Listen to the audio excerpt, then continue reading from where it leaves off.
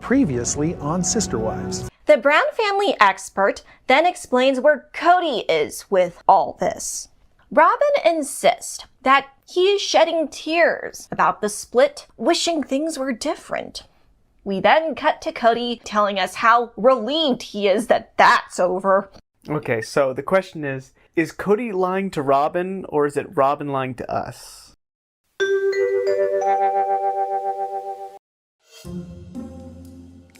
Kody has shed tears about the fact he and Meri are splitting.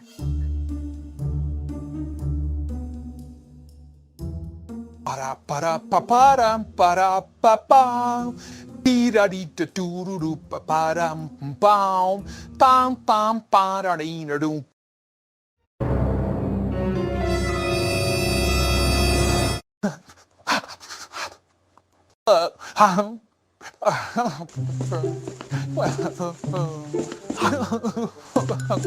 Kody? You must be crying about Meri. Air, earth, fire, loyalty. Long ago, the four wives lived together in harmony. Then, everything changed when the Phoenix wife demanded more. Only the patriarch, husband to all four elements, could play fair. But when the OG wives needed him most, he vanished. 18 seasons passed, and we have discovered the new star, an airbender named Christine. And although her cooking spinoff is just okay, she has a lot to live up to before she's ready to save anything. But I believe Christine can save this show.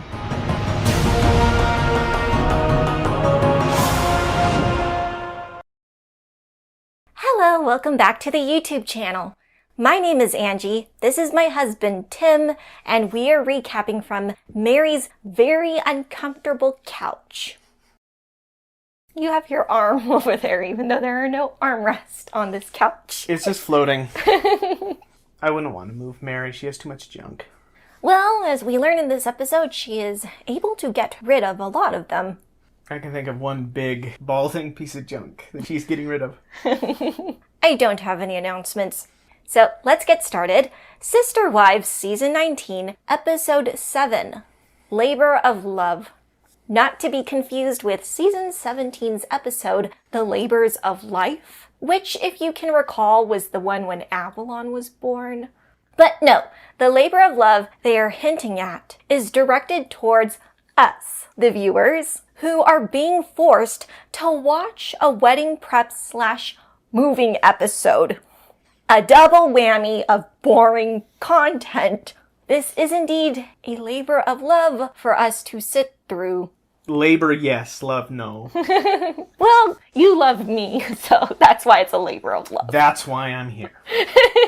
It is Season 1 content through and through, a classic Sister Wives episode. Maybe I need a shirt that says labor of love. I'm worth it. Yes, you are. We start off in Flagstaff. Kody discusses the aftermath of his and Meri's release conversation last episode. Meri already lives in Parowan, but she still has to get rid of a bunch of old furniture within her rental.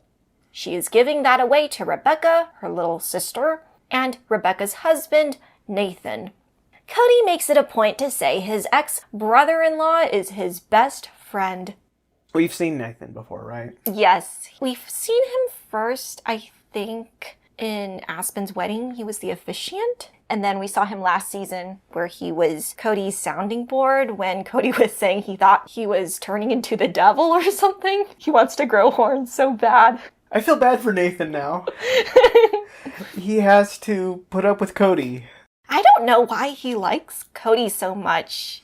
If I had a sibling-in-law or ex-sibling-in-law that treated one of my siblings like crap, I would not be able to stand them. Kody doesn't seem to be the kind of guy who has a lot of friends. No, like we said, I don't think he's made any new friends since becoming famous. And it just makes him go crazy. Kody complains that this is something he has gotten used to, helping his ex-wives move out of their homes. To be honest, I'm surprised Why? that he's doing this at all. I mean, this is definitely filler, because what else are they going to film? It's contractually obligated moving. Fantastic. The ex-polygamist recalls a couple years prior when he helped Christine load her trailer.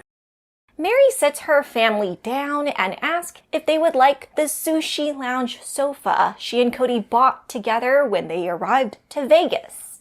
She has the weirdest furniture collection. Well, I think in that episode when they bought it, she wanted something traditional, something her grandma would have liked, and Kody was the one that liked the aesthetic, the no armrest kind of couch. But he never sits on it, so why does he get to choose? As in, he never goes over to her house? I mean, yeah. Okay, rule. In an alternate reality where I'm a polygamist man, the wives get to choose their own furniture without any of my input. That's the least that I could do. They can't choose a man to themselves. They might as well be able to choose their furnishings. Exactly. Meri relays to Rebecca and Nathan that she and Kody are officially done. For some reason, Nathan is taken aback by this news, despite the fact he is Kody's best friend, and should already know this. I think he was surprised that Meri finally pulled the trigger on this. Yeah, because you probably heard Kody complain about Meri ad nauseum. Well, yeah, Nathan has known Meri for probably as long as Nathan's known Kody, so he knows her temperament and that she's indecisive. a little bit, yeah.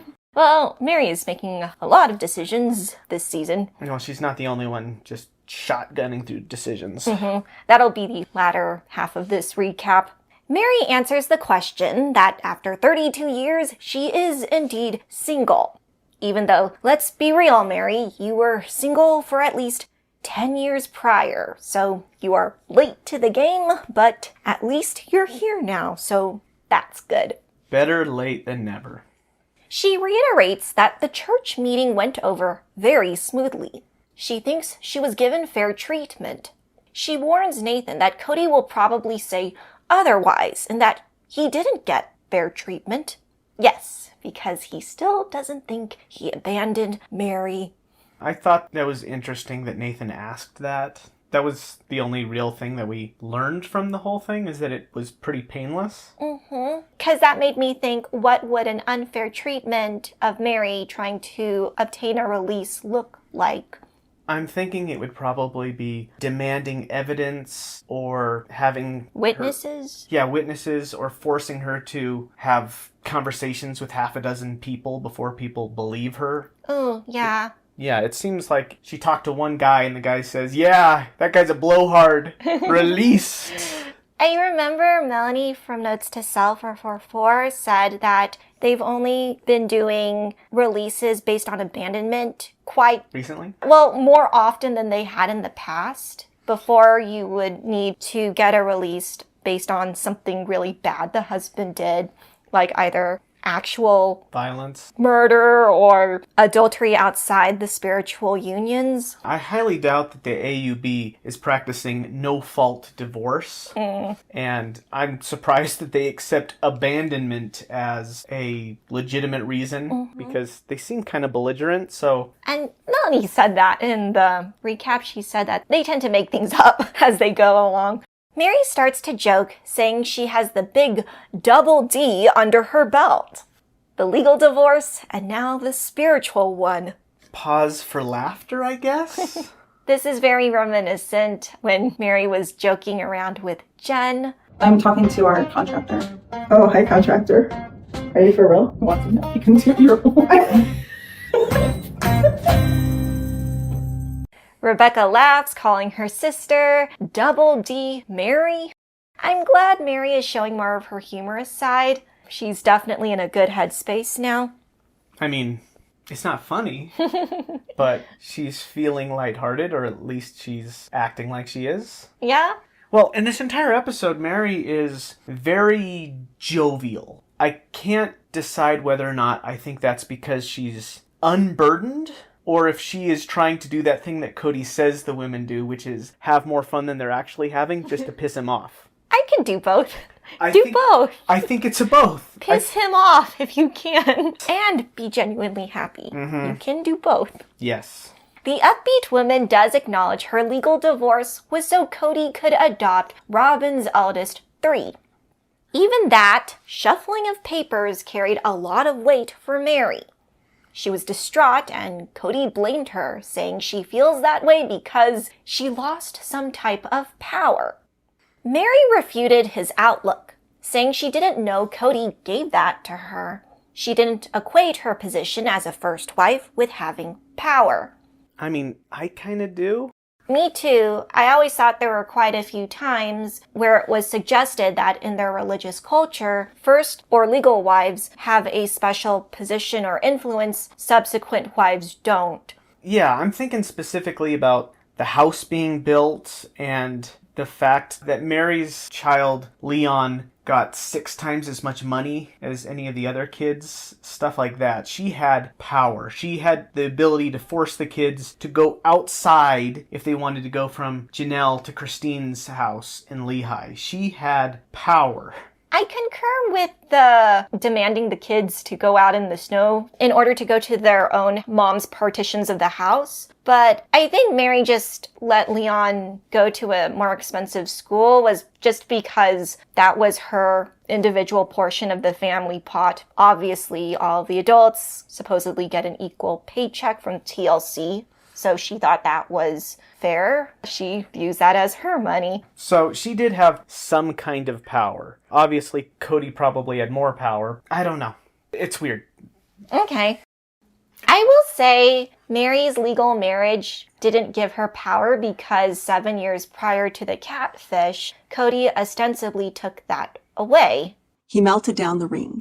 Well, Meri found out. She's like, well, where's my ring? You don't wear it anymore. And he's like, oh, I melted it down. Just like that. And he's like, I didn't want Meri to have control over me and power over me anymore. I'm like, it's still your wedding ring. It's what you've had for 15, however many years, right? He had told me that he did not want me to have claim on him.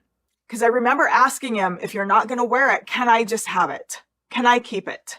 Oh no, I melted it down. I didn't want you to have any claim on me. This thing with Kody telling me that I didn't have any claim on him happened probably 7 years prior to the catfishing. I think that he thought that was going to solve his problems with Meri, but it didn't. Yeah, because if he abandoned her, that means she doesn't have claim over him anymore, and she couldn't say otherwise. The only reason anyone would do something that crazy is if they somehow thought it would make their lives easier, and I don't think it ever made Kody's life easier, so it was a huge waste of effort and also makes him look like some sort of horrible villain. He is definitely fitting the bill of the sociopath. It's just so dramatic. It's almost theatrical. Kody was meant for the stage. That was his real calling. He was meant to be in front of a crowd singing and dancing. Well, I really wish he would get off our stage because he is not deserving of how much he is getting paid to be this disparaging. Meri says a reason for her distress during the legal divorce was due to a fear that things could change in a drastic way. Janelle shared these same anxieties. I'm worried that somehow this will mean that you somehow start favoring Robyn, or the balance of... That I'm going to ride off with her into the sunset. Okay, if you want me to be really honest, there is that lurking at 3 a.m. when I'm not rational. I worry that it changes the dynamic. Nothing will change. As long as you don't behave any I differently. won't behave any differently. Okay, so you get 4, Robyn gets 4, so you guys get 8 together. This is just weird to me. That you two get 8 together, 4 and 4. Janelle gets 4, and I get 2. You never know if Kody and I are going to stay together. We have no idea what the future holds. I'm not saying that Kody and I are going to really split up, but I mean, it's just like, I deserve my 4th too, is what my point is. Not to be counted with Kody. No, my point is that my lot will eventually be passed down to my children. Right. His lots will be more about more of the children. That's how I see it. Is that how you see it? Not really, but... No. When I put the money into the house, I said, well, I think it would be fair if all of our names were on the mortgage. And he's like, no, we need to protect Robyn's estate. She needs to have it so it's hers and so it's ours. So with me leaving or trying to go somewhere and do something different, I want my value of the property. And I'd like to recoup some of the money I put into Robyn's house. I mean, it's like we were working together for so long, and we didn't actually stop working together until just recently when Janelle's bringing up, that Kody and I owe her something. It's like, how do you calculate? How do you figure that out? It's so confusing.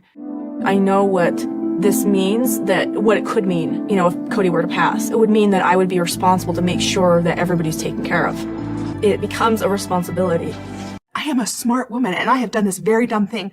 I trusted in this family structure, but now I'm really stuck. And I'm like, oh my hell, I'm 50 and I have nothing. Lo and behold, Janelle and Meri were right. Robyn and Kody ended up being very greedy. Robyn was able to get her now $2.1 million house and the 4 lots. She doesn't want to, quote, see that the wives are taken care of once Kody is out of the picture, despite the fact she agreed to that when she legally married him. This woman is the worst. Robyn says that she cares and that she wants the family to be better, but she just talks and talks and talks and doesn't do anything. She was definitely the wrong person to be the arbiter of the estate, the legal wife, because obviously she's only out for her own 5 kids. When the rubber meets the road, Robyn doesn't do the right thing.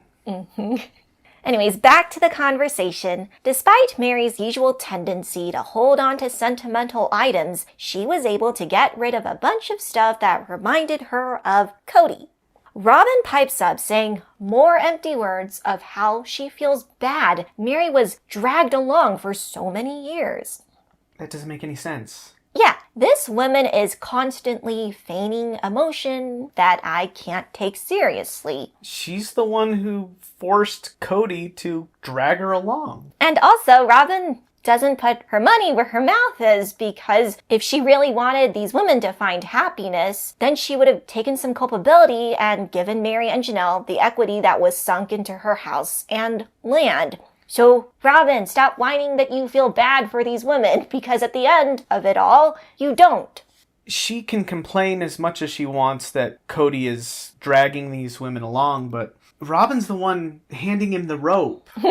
She's the one who's, don't do that, Kody. Don't do that, Kody. Here's all of the validation that you need. Here, don't do that, Kody. Oh, here, let me just completely fawn over everything about you, Kody. Oh, don't steal their money, Kody. Here, buy this for me. Yeah, she's two-faced. Yeah, Robyn is complicit in Kody stealing Meri and Janelle's share of the pie. At best, Robyn is slovenly and unempathetic. At worst, she is malevolent. The best thing you could say is that she's dumb or lazy, and that doesn't make her look good either. At this point, I don't think anyone likes Robyn. We're just all in a place where we're trying to figure out why we dislike her. The disagreement is why.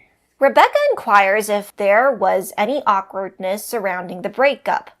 Meri describes a phone call where she and Kody were debating the timestamps of when they thought the marriage fell apart. Meri cut the call short due to Kody yelling at her. She didn't say that. She said, "I'm not going to engage when he's all riled up like that."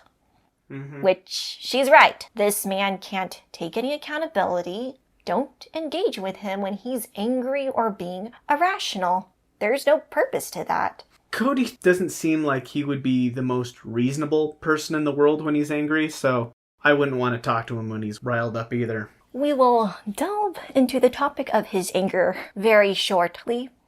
Meri admits that one of these turning points within her and Kody's marriage was Robyn's courtship. Kody's timestamp for the tumult was within the first few weeks of being married to her. We've heard him say this to Suki. Well, we did have a very romantic experience. Okay. We started out that way, but there was a lot of dysfunction that we had. In that part of the one-on-one, he'd say that he and Meri started off with a romantic experience, but it quickly turned hostile.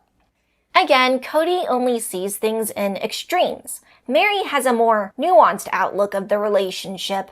She says that despite the dysfunction, there were still a lot of loving and tender moments. Some of them were even caught on camera. Nathan asked a valid question. Have Christine or Janelle clued into any of this? That she and Kody are no more? Meri denies that. We know Janelle heard of the release through Kody, but I don't think Meri is aware of that yet. Oh, yeah. Rebecca shares the same opinion of the OG wives in that Kody is no longer the happy-go-lucky person she is super familiar with. No. Nathan, who has also dealt with a wife leaving, relates. He says, the person you married is never the same person you divorced. Meri agrees. More so than that, Kody agrees. I think it's natural. Two people grow kind of like branches on a tree, and sometimes they go off in different directions. I think it's interesting that Kody and Meri have a different idea of when that happened. They don't have to agree, obviously. I think it's weird that they think that they need to share the second where everything went bad. Yeah, I mean, you guys are in different places of that tree. Who cares when it happened? Kody says he is no longer a happy man. No, Sherlock. He is angry, and it is very apparent in his resting asshole face. Robyn calls this expression his murder face. This is my favorite part of the episode. She told him he can't show that when he's around the kids, but he does so anyway.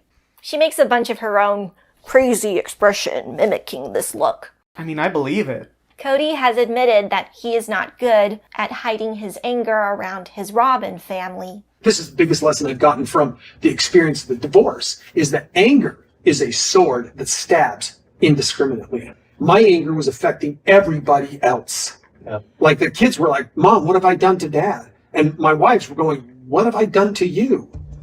My anger has affected my relationship with Robyn. It's affected my relationship with Janelle very much. I think Janelle's on the defensive now. I feel like Robyn and Kody's relationship is also beginning to grow in different directions. And Robyn is trying to make it work. These two people and the kids, oh my gosh, I wouldn't want to have to look at Kody's face. I don't think Robyn and Kody will break up because they have signed on for some even bigger McMansions. Plural, because the property also consists of a guest house. I don't think they're going to break up. I think they're just going to be miserable. Perfect. Anyways, back to Kody's anger. I think it's a safe bet Kody was being super angry around his smaller children, and Ari might have asked, what is wrong with Dad? Mm-hmm. And Robyn or someone said to her that he's always angry because of Christine or some other wife leaving him. And that's when Ari said, I hate Christine because she left Dad, which I think she said that in episode 3. Just a couple weeks ago. One of the things that I just can't deal with is when adults make adult problems things that children have to deal with. Mm-hmm. That always messes me up. I mean, if Kody's not careful, he can damage his relationships with his Robyn kids as well. Kody arrives to Meri's house. He greets Nathan with a, ¿Qué pasa, hermano? There is a funny scene where Meri is slipping on the ice and hollers to Kody to get his attention. I thought that was very representative of their dynamic, for Kody is constantly ignoring her. He doesn't even hug Meri when he goes over and greets her sister. It makes me think of when a toddler is doing something and saying, hey, Mom, look at me, look at me, Mom, look at me, and she's just not paying attention. That's the energy I got from it. Meri and Kody are on completely different wavelengths. They're trying to adjust to the divorce, and Meri is super upbeat, and Kody is... Kody. Yeah. As they stand outside in the cold, Rebecca points out Kody's blue sapphire Titanic-themed pendant. Kody gets a bit annoyed, saying everyone notices that. Meri agrees, saying it's hard not to notice since Kody has never worn necklaces in the past. He chalks up the new fashion statement to the fact he's changed a lot since the divorce. The only thing that's changed so far is your bank statement? Uh-huh.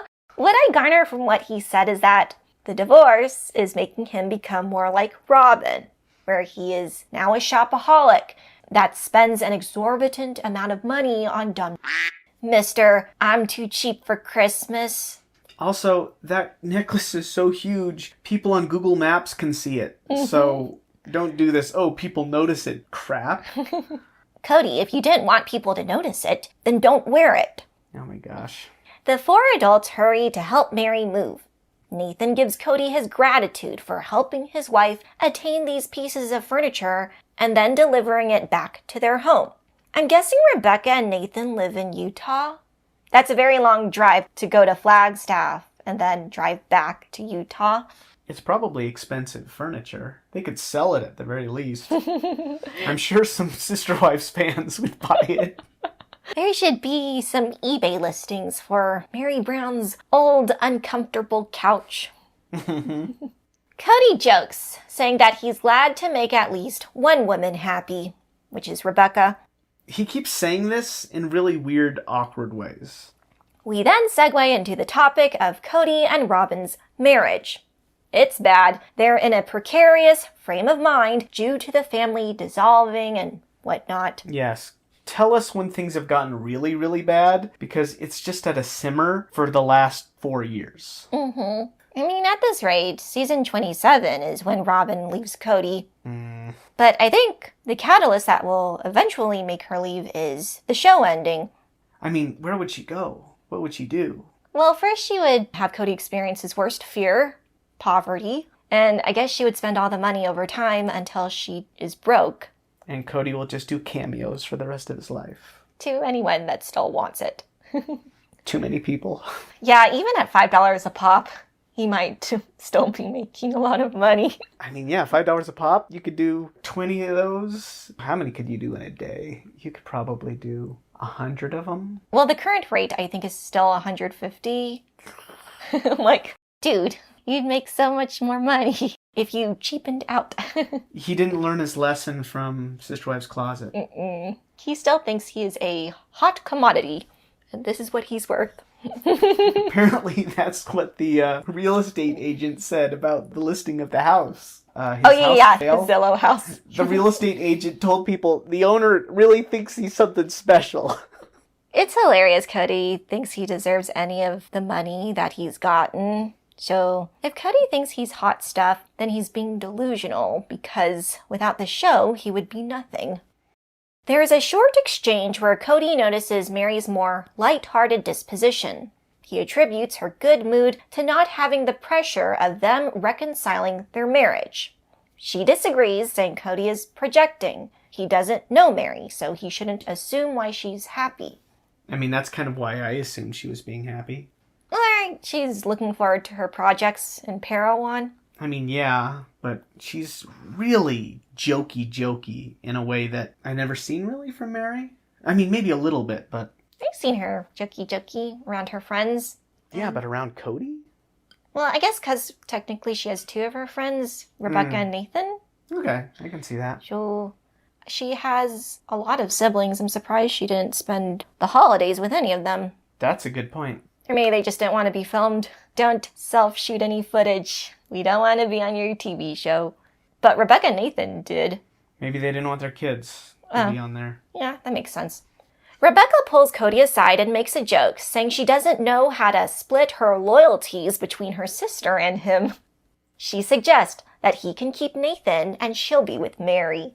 Kody pretends that this isn't necessary, which it totally is, because Kody is obsessed with loyalty. Yeah. Him and his tribal mindset. Cody's really putting these two in a very awkward position. Well, since he said it doesn't matter to him, then they should be fine, because they were given permission to be friends with both of them. I guess. I'm so glad that I don't know these people in real life. I couldn't put up with them. Yeah, I wouldn't want to be friends with someone who I'd be constantly worried that they might disown me because I'm friends with someone they hate. I wouldn't want to deal with that energy at all. Nathan then says something humorous. I chose the blonde with the long hair. I guess he's pretending Kody is a woman in this situation? Well, he is a blonde, and his hair is of a substantial length, so he's not wrong? I guess. Whatever. They all sit down to talk about the divorce. Fun. That's exactly what everybody loves talking about. Kody explains he is so affected by it since it's an end of an era. He's upset the marriage didn't work out, but has a hard time being an adult. He tried to put on a smiley face and accept it. But that was easier said than done. Have you seen his face? Have you seen his smile? Uh-huh. That's his, murder face. Yeah, if this is his murder face, his smile is his psycho killer face. He's vacillating between feeling at peace and then obsessing over his divorces again. Again, Kody, I think you need some therapy. And Yeah. I don't mean that in a disparaging way. No, he really does need something like that. And I get what he's saying here. He's not mourning the loss of the relationship with Meri. He's mourning the loss of the sense of purpose that he used to have. He's mourning the loss of this thing that they had all built up together. The loss of the concept more than the breakdown of the relationships. Yeah. He's upset that the high tide came in and washed his rock castle away. Rebecca brings up a good point in that this particular marriage, the one with Meri, hits different from Kody's other two. Janelle and Christine left despite Kody's protest. However, Kody was the one who left Meri despite the desperate woman still wanting to be with him. Rebecca laughs a little. I think the reason Meri stayed for so long is because she was also conflicted. She realized that Kody was never going to be what she needed, but she didn't want to admit that. Yeah, people in relationships are complicated like that. I'm just happy that someone besides Meri told that to Kody. Kody does need to hear that. Kody gives a nonsense response, saying he's been down that road before with Meri, and it never changes. That is what saddens him. Kody is extremely emotionally inflexible here. He's breaking under the pressure because the idea that it's even partially his own fault is more than his psyche can handle. I mean, he keeps saying it never changes. I'm thinking, no, Kody, you are the one who never changes. I feel Meri has had some growth. She's had growth, remarkable growth, but she's still got a little bit of a ways to go, obviously. Everybody still does. I just think he's making excuses. He is. He's absolutely making excuses. The thing is that Kody needs to make concessions, but the problem is that what he thinks are concessions are really just more accusations. I think that when he says that he was faking it, he's expecting people to say, oh, I understand, you're faking it. Okay, that makes sense. But obviously, when he says he's faking it, everybody just hears, I'm super great and you guys are all crap. He needs to say that he was confused and that he was struggling and that he made mistakes. And I don't think Kody is 100% responsible for the breaking down of the marriage. He is at least 50%, probably closer to 70-80% responsible for the breakdown of the marriage. But he has to say those things, but he's so insecure that he doesn't want to give any ground. That would be so easy for more viewers to be on his side if he just admitted faults in a way that was honest and wasn't bullshit. But no, he keeps doing the I am 100% not at fault for any of this. And the only mistakes I ever made are your fault. It's like, Kody, for your own sanity, I need you to shut up. He again absolves responsibility by saying he married 3 women he didn't love. Janelle has to interrupt within a confessional saying the man has some memory loss because pretending to be in love for 20 years and subsequently producing 13 children from that charade is crazy. She is right. Let's have a thought experiment here. What if Kody really was, for 20 years, just pretending? He would go insane. Again, that's the thing with Kody. Every little bit of truth has a bunch of lies in it, and every lie has a little bit of truth in it. I think that he tried really, really hard, and now he's told himself that it was pretending. But again, admit it. You loved these women for no other reason than for the fact that they boosted your ego. Okay? Maybe they weren't as easy as Robyn, or maybe they fought more often than you'd like, or maybe sometimes you really had to struggle to put up with their particular personalities or something like that. That doesn't mean that you didn't love them, it just meant that it was harder. If you just came out and said it's easier to love Robyn, that would go over a lot better than just claiming that he never loved any of the other wives. I mean, he'd still be a jack, but he'd be honest. And that's exactly what Meri says. She goes, I'm so over Kody's theme of him never loving any of us. It's gotten to the point where the same song and dance is just annoying to her. and she wishes that he could just man up and be honest. Exactly. Kody needs to be honest. The free woman declares that if Kody was willing to be in full fellowship, she would readily cooperate. She won't do that since that is not healthy or fair to either of them. Kody continues espousing ridiculous sentiments. He admits that he flip-flops on what to think of divorce. He brings up Jesus.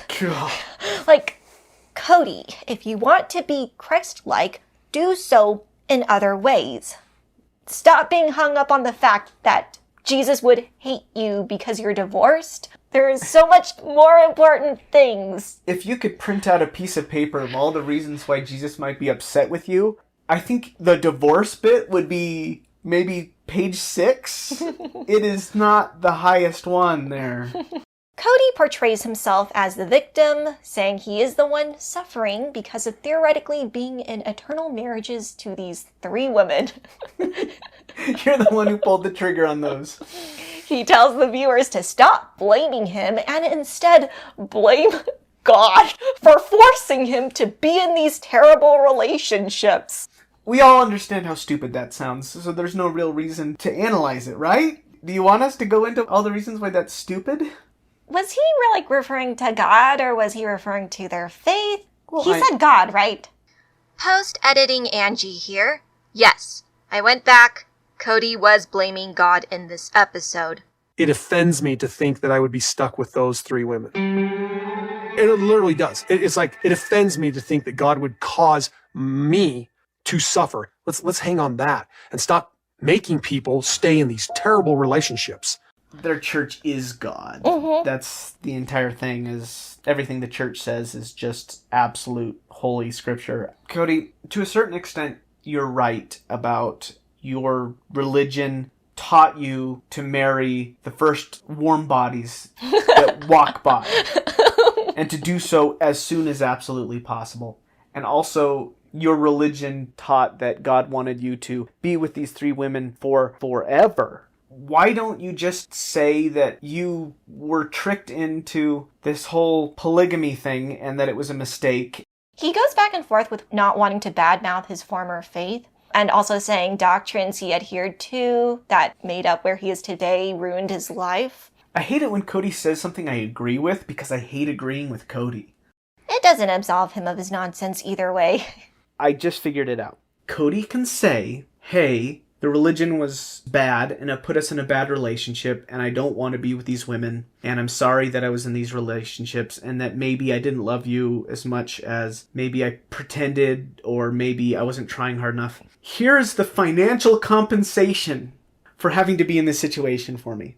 I think if he did that, we'd be a whole lot less willing to crucify him over everything if he did that. But no, he also wants to screw these women over financially.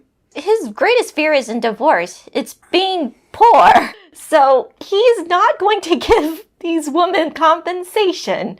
Exactly, so it doesn't matter whether or not the church did this, the whole church did that. It all comes down to, are you being an asshole now? And the answer is yes. He again speaks of his traumatic experience as a 5-year-old boy when he heard Sonny and Cher were divorcing. Before that, he had no clue that a couple could stop being married. How traumatic could it possibly be? You didn't even actually know these people? They were just like a TV show? Comedy show? He's trying to build up some sort of trauma thing where he can hide behind that? Well, Kody, it's great that you're trying to figure out what's the source of your pain or why you do things, but you're still being an now, so change yourself. Change yourself, Kody. Change yourself yesterday. Better yet, 2 years ago. Body Locks goes into a long-winded metaphor about a ship crashing to describe his state of mind right now. He thinks he's in survival mode. He's used the analogy of the ship before. Remember, he said he was the captain of the ship and he had to sail the ship? I think Robyn said that. He doesn't have the luxury of falling apart. He's like the captain of the ship, you know, and a captain of a ship never gets to say, there's a storm coming, we're all gonna die. Or somebody did, but he's saying, I was the captain and I crashed the ship because I was incompetent, I guess. And he's bemoaning the loss of the ship. I can't even with Kody sometimes. After this uncomfortable conversation, the 4 adults head off to the trailer. there is a weird interaction of Kody and Nathan trying to get up off the couches. I didn't know what they thought was funny. I think it's because Kody had to lean forward to stand up, and they implied that that meant he was overweight or out of shape. Have you seen those couches? They're sitting like this. How the hell else are you supposed to... I don't know. I don't understand why these two are friends in the first place. Yeah. Kody drives away with Nathan hauling the trailer behind them.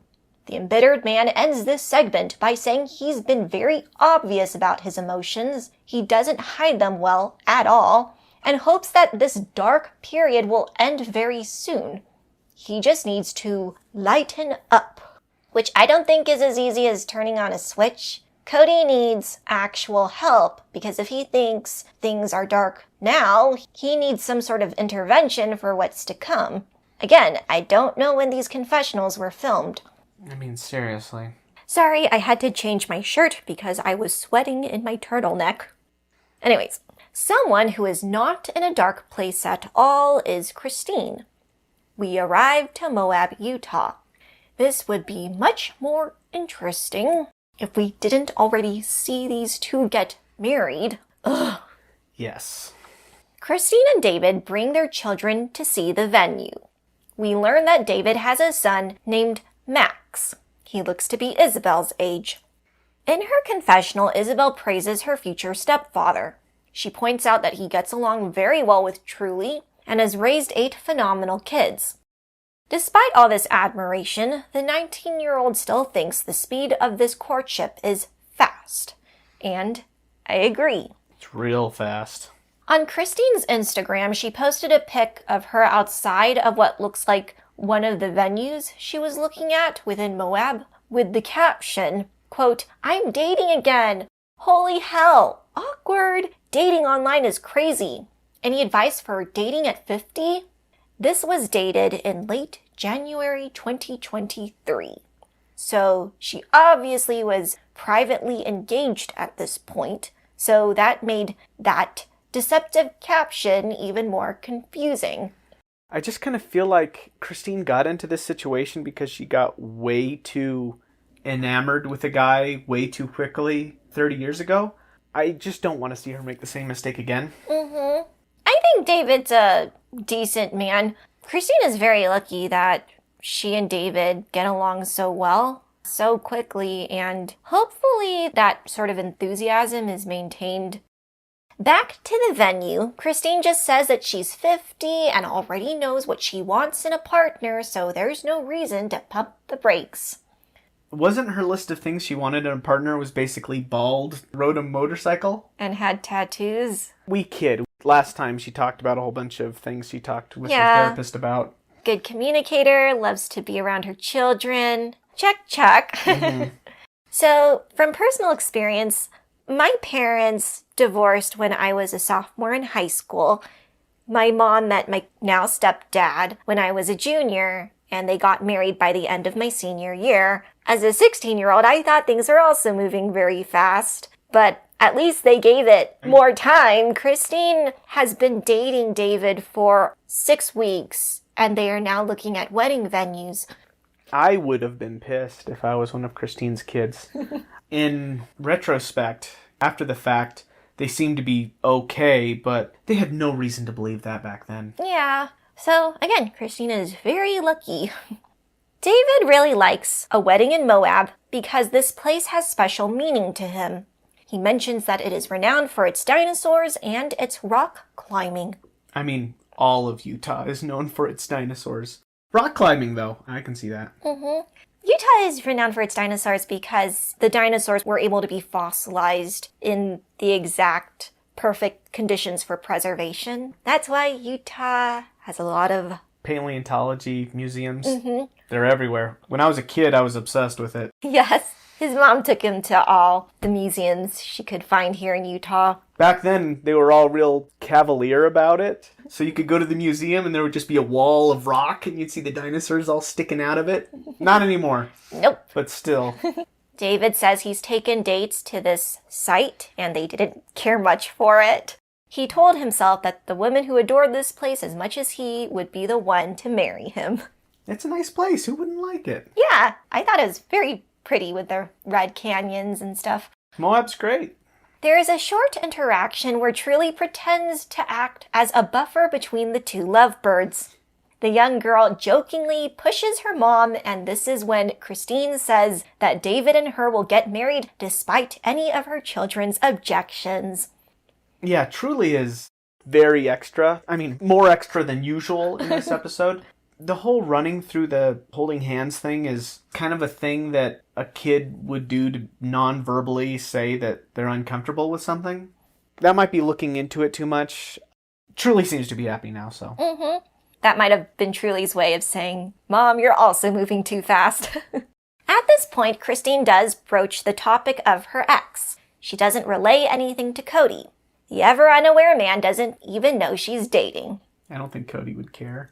It goes both ways. He doesn't communicate with her either, so.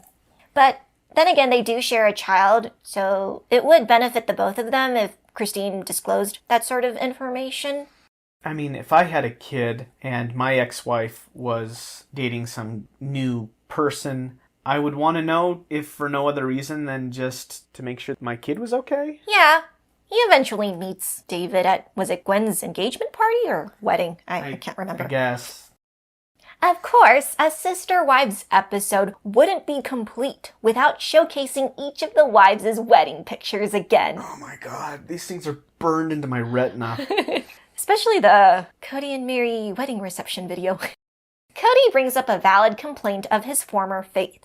Short courtships were encouraged, yet the goal of the relationship was eternity with said stranger. Those two ideas, don't mesh.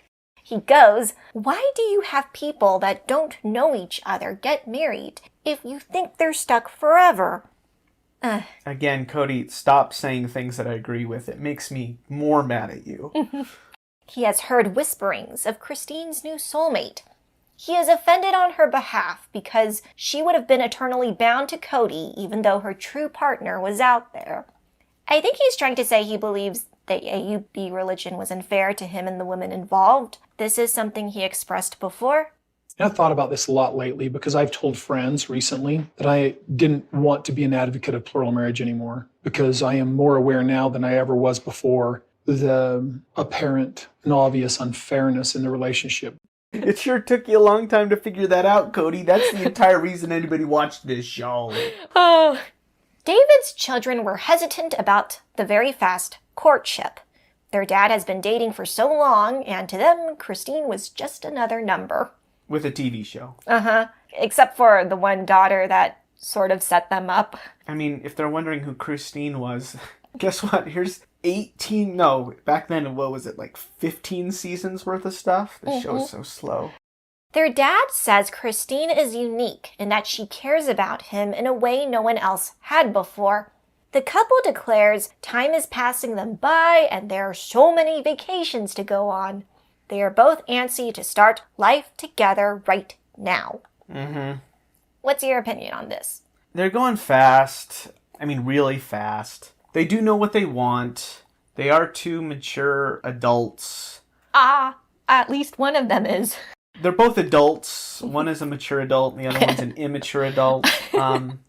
I think that, again, that they are going too fast. I really wish that Christine took her children's apprehension more seriously, but also let Christine make a mistake again. You know, it's her life. If it makes her happy, let her live her life. But again, she still has a minor child that lives with her, so that's also to be taken into consideration. And I will repeat myself again. She is lucky that things worked out as well as they did with David.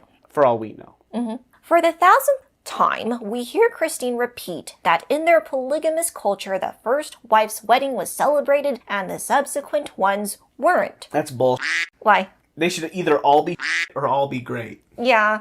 She also thinks this is absurd, considering their cult puts so much emphasis on all these spiritual unions.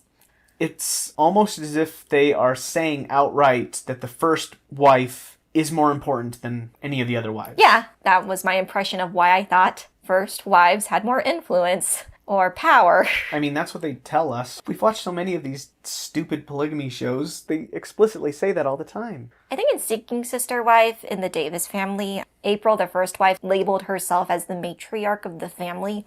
I mean, that's a position of responsibility as well as power. But again, people mostly just focus on the power anyway. It's all stupid. So back to Christine saying she thought they should all have a big wedding. I just thought their culture didn't have the big parties for every polygamous marriage because polygamist husbands are typically poor. Mm-hmm. I'm not trying to say you have to be rich to have a big party, but I think this is like Kody and Christmas again, where he just didn't want to bother because it would just be too expensive. Because in Meri's reception video, she did have bridesmaids. They all wore the typical same colored dresses. It was held in their cultural hall, which That's what they call the basketball court inside of Mormon churches. Yeah, that's right. Within every single Mormon church is a basketball court. Yes, and they decorate that basketball hoop with diamonds or something. Yeah, the basketball hoop retracts, and when it's down, they'll put streamers on it. It's something else. That would still be a good amount of money for a newly married couple. The idea is that the community can throw it together. They're very community-centric. Except for the subsequent wives. Except for the subsequent wives, which is also strange. The only thing I can think is that it's designed to make it so that the wives don't compare weddings, because if they start comparing, they're going to get angry or mad. Or possibly it's because they're trying to placate the first wife by saying, hey, it's okay. I know that your husband is getting a second wife, but she's not getting a wedding, so it's going to be okay. You're still on top. But then it would suck for the second wife who was to deal with a third wife. Like, great, someone else is coming into the family and I didn't get a big party. Polygamy doesn't work, folks. Okay, so back to Christine criticizing her ex-religion. I find it laughable that she thinks that they should have all had equal weddings when she belonged to a church that objectified women and literally made them second class to the man/patriarch. Why would they give a about thinking the woman should be treated fairly, especially for something as mundane as a wedding? Seriously, these societies, these groups, see these women as commodities. You judge how powerful a man is by how many dozens of wives he has, and you think that they're going to stop and say, but what about their feelings? No. No. They'll just roll over that. The wives exist to pump out babies. Mm-hmm. Also, I think maybe they didn't want the big parties because, again, polygamists have a fear of attention. They might think, oh, that's just another chance for law enforcement to get ya. Yeah, but law enforcement doesn't need to know about the party. You can tell a polygamist. They'll walk right down the aisle at the grocery store, and everyone will look at them, go like this, and whisper, don't turn around. There are polygamists behind you. Some of them do dress particularly, but the AUB polygamists, for the most part, dress like other any Utah. Obviously, they're the ones that dress up in the prairie dresses and they have their hair all up, but... The FLDS ones. Yeah, those are the FLDS ones. But a lot of the other ones, you just tell because they always look like they just got back from church/a rodeo. That could also apply to just Mormons. Kody once again brings up the notion that he never really loved Christine. The only reason he let her into his family was because she was polygamy royalty. Christine says that she never aggrandized herself this way. That characterization of being a blue-blooded polygamist was all on Kody. I mean, she was. She was from the All Red clan, the most powerful polygamist clan. But it still doesn't look good on Kody because he's saying, I didn't love her. I just married her for clout. Again, Kody, you need to make concessions. I did love Christine, but I loved her pedigree more. I'm an asshole. Yes. Back to the venue hunt. They arrive to the second location. This is the site they eventually settle on. And we just know that because, yes. David confessed he wanted them to just elope to Vegas. Christine was very much against that. And this is stuff that's already been said. Like, I'm walking down the aisle, and I told David, I'm like, I don't really care where we get married. I want to have the dress. I want to walk down the aisle to you. And that's all that matters to me, really. I'm getting this fairy tale wedding. It's amazing. Sorry. She says, can I have mine? He'd elope. He would elope. He'd be like, I'd go to Vegas and let's go get into the Kiss costumes and get married. Kiss costume, you're funny. The reason why I'm always bringing up old clips is to show TLC that everything they show us is literally a repeat of another interview. So we are constantly watching the same episode 20 times a season. Yes. I'm exaggerating, but you know what I mean. She's not exaggerating by a lot. Christine doesn't want to elope because obviously she's not gonna turn down a free wedding that she can cash in on. Yeah, she's not going to throw away that coupon. Because she liked to coupon in season 1. And yet she wasn't able to afford her vacation to Hawaii. Oh. Gotcha, Robyn. Gotcha. Something new we learn is that David was more impatient than Christine in terms of progressing their relationship. He was the one who suggested they look at rings and wedding venues all before popping the question. And this was barely 6 weeks into dating. This is a red flag, ladies. What am I kidding? This sounds like a kind of date that would have been suggested in our single Mormon ward. But then again, neither of them are religious, so what's the rush? I guess David was alone for a long time, yes. But 1 month is still fast for one woman. I mean, maybe he just really, really, really thought she was hot. He wanted to get that down. Yeah, we'll get into that. Their never-ending display of physical affection. They talk some more about the guest count. They ultimately decide to just invite 300 people. For some reason, David keeps bringing up the fact of eloping, even though the show will be paying for this big wedding. Don't worry about it, David. These wedding specials will pay for themselves. I mean, maybe it's just the headache of it all. But he did like Moab, so you'd want something special. They flash back to Christine's atrocious first wedding. Kody complains, saying it was difficult getting time off work to even attend. I believe it. Work sucks. You had a hard time getting time off of work. Yes. For our wedding. For our wedding, yeah. It was a huge pain in the butt. Very similar to Kody. We were living in different states when our wedding occurred. He just moved to Idaho. I was still in California, and our wedding was in Utah. So it is stressful trying to plan your wedding from so far away. I had to rely on my mother-in-law for a lot of the preparation. She did a good job. She did such a great job. I love my mother-in-law. Okay. Yeah. Also, you didn't have to wear a garbage bag as a dress. No. Oh my goodness, Christine looked so bad in that dress. Yes. Anyways, Kody talks more about that day. He was disengaged the entire time.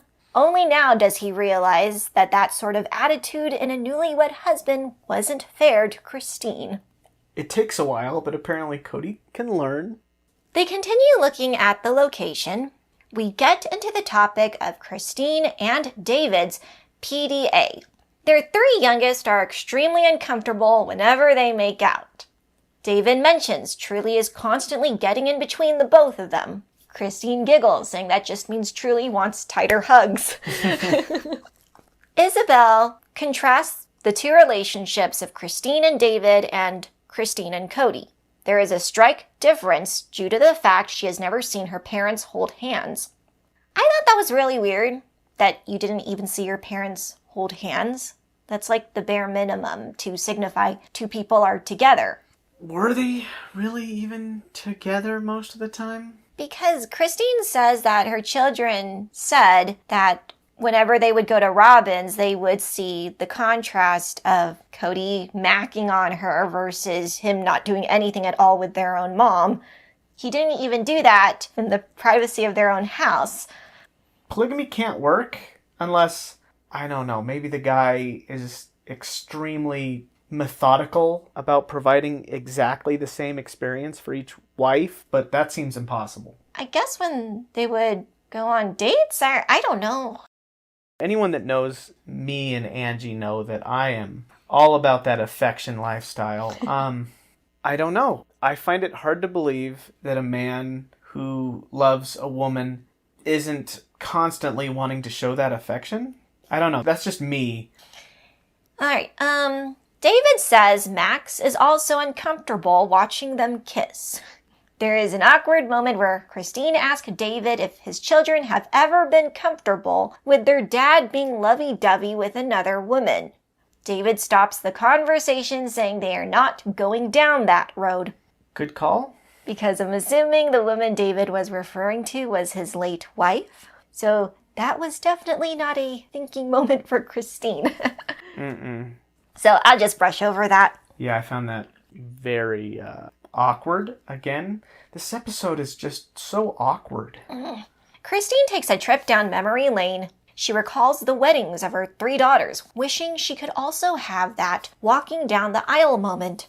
She asked Kody if they could recreate that for her, but for a recommitment ceremony that honored just the 2 of them. He nonchalantly agreed, but clearly that never came to fruition.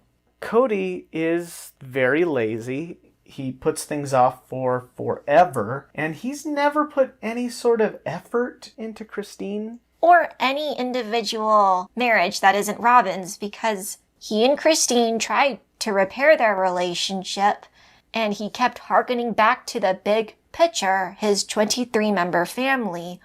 Christine was basically saying that their relationship was a pillar that supported the family, and she kept saying, we need to fix this pillar, and then Kody is saying, no, we need to fix the whole thing. She's like, yeah, but this bit's broken, we should fix it. He's like, no, it's definitely a couldn't see, no, it's the opposite of couldn't see. You know, he couldn't see the trees for the forest. Yeah, it's... Yeah, I don't know. Anyway. Whichever one is it, I'm pretty sure that was the Sisterwives title.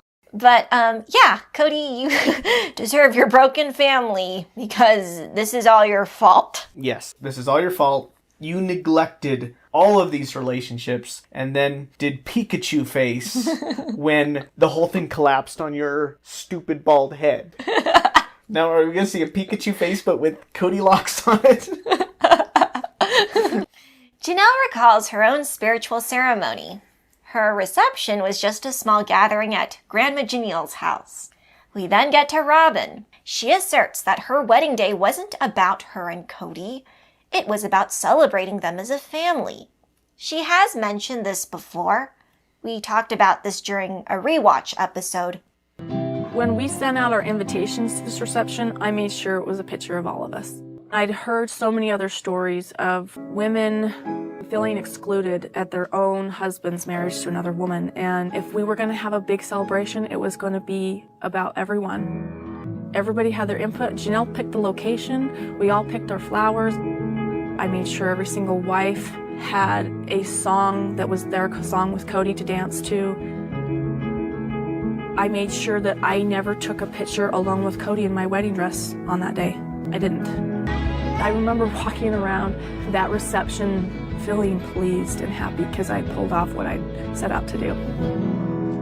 Robyn also talked about this more fully in her part of the memoir. I wanted to make sure that my special day was as much a celebration about my family as it was of my marriage. I wanted to do everything within my power to avoid offending my sister wives, some of whom didn't have the opportunity to have a large wedding. I had also watched other women in our church who were coming into a family not include the present wives in the reception and celebration of their marriage. I had heard horror stories about these wives being hurt as they watched from the sidelines as the new wife married their husband. I was determined to make it a happy day for everyone. I do think Robyn's goal was to be different in that she wanted to be the polygamist woman that was trying to be inclusive of the other wives. Mm-hmm. We said this in our season 1 episode 7 rewatch. When Robyn realized she couldn't please both the women and Kody, she gave up, and from that moment forward only prioritized Kody. Yes. This is probably around the time when her husband revealed he picked out her dress and everyone was so mad at her. Yeah, that was a weird episode when we recapped it. I did get the sense that Robyn was really trying to make it about all of the wives, and that Kody was trying to make it all about him. The other wives were giving Robyn a hard time about the whole thing.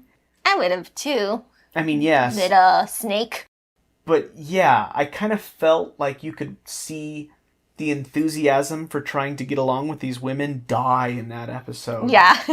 And Kody obviously has fond memories of his and Robyn's wedding. Christine confirms how great it was. She validates Robyn in that her ex-sister wife did try to make each of the wives feel special during the reception. Christine says that that occasion was different from other plural weddings because she did feel included. I'll give kudos to Robyn. You were able to be considerate of your sister wives for one day and then go on to have an 11-day honeymoon. That's absolute garbage sauce. Seriously, lady?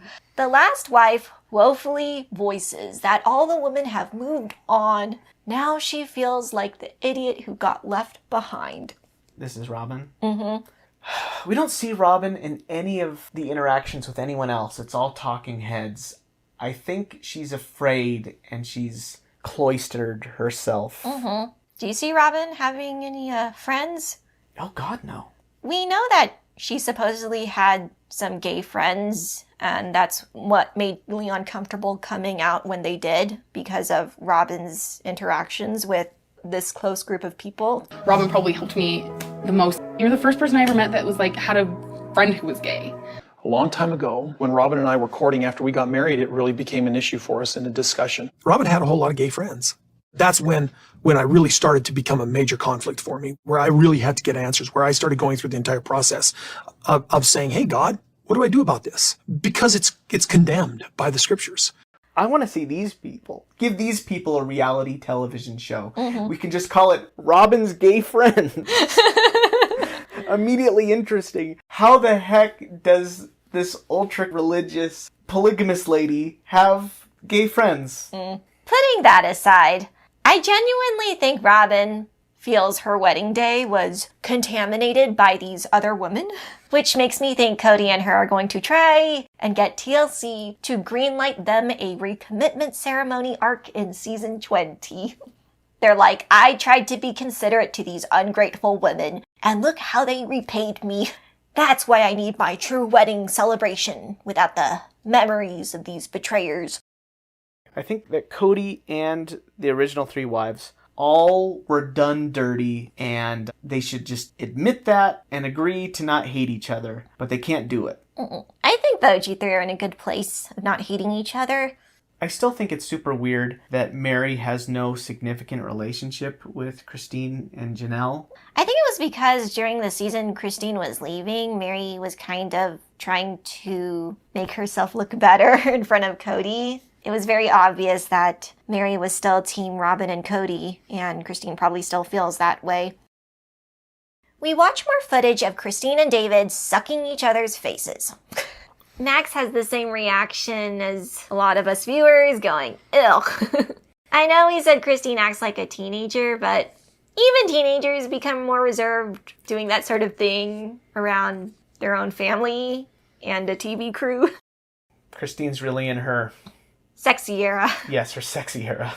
I'm not trying to say Christine should not be vulnerable or try to move on and embrace her sexuality. I'm just saying that these kids have seen you your entire life and now you're changing in a very abrupt way. And I don't know, it comes off as a little inconsiderate, but I'm afraid of saying anything bad about Christine's PDA because I know someone's going to say, don't shame this new side of Christine. She's been suppressed by Kody and this religion for so long. Let her be. That's why I don't want to say too much about this. It's okay, I guess. I mean, I feel bad for the kids. You know, the kids didn't have to be there. Anyways, let's just move on from there. They enter the lodge and check out the hot tub. Christine reiterates that Janelle and her 6 are going to be guests. Robyn's 5 and Leon are also invited. Christine has to emphasize that their parents, Kody, Robyn, and Meri, are not. We know this already. They ultimately decide that the Red Cliffs Lodge is the venue they want. Shocker. They end the episode with the 5 of them doing a group pic with the Moab landscape in the background. They posted this very group picture on their socials back in February 2023. Christine wishes that everyone in the world could experience a love as exuberant and intense as hers. And that is the end of the episode. In this episode, we see Kody, Meri, and their two mutual friends, Rebecca and Nathan, move Meri's stuff out while Meri is being very upbeat and Kody being very Kody. Then we see Christine and David pick venues for a wedding that we have already witnessed.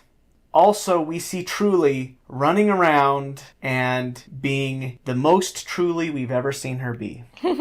So thank you, Tim. That was a good summary. You're very welcome. All right. Thank you for making it all the way through, and we will see you in the next episode. Bye.